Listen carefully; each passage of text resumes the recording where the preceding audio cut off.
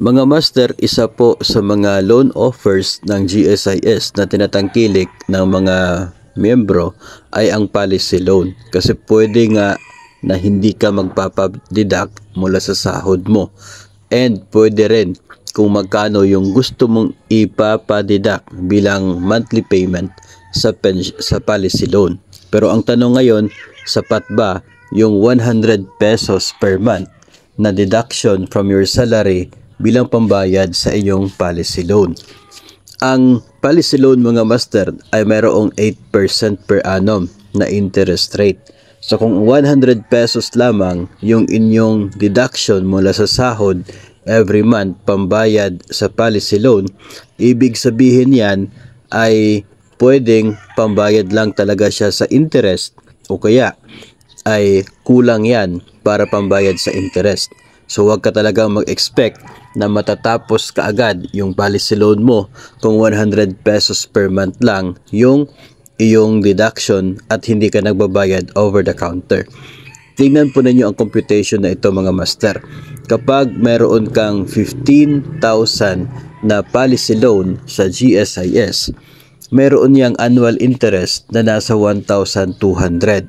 So equivalent po yan ng 100 pesos per month.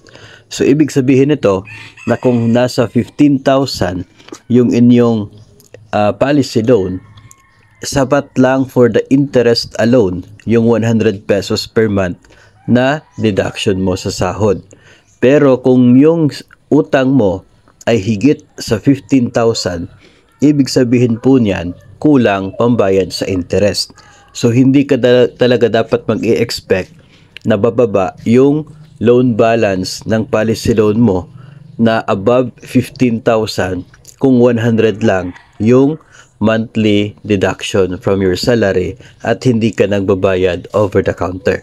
In my case, mga master, yung policy loan ko ay nasa 12,600 yung halaga.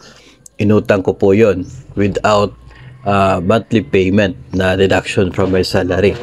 And napapansin ko talaga yung kanyang monthly interest ay nasa 84 pesos. So sa case po na katulad niyan, kung 12,600, mayroong 84 pesos na monthly interest, tapos nagpapadeduct ka ng 100 pesos, ibig sabihin 16 pesos lang mapupunta pambayad sa principal amount. So talagang it takes time bago ma-fully paid yung policy loan mo kung ganun lang kalaki o kaliit ang inyong monthly payment at hindi ka nagbabayad over the counter.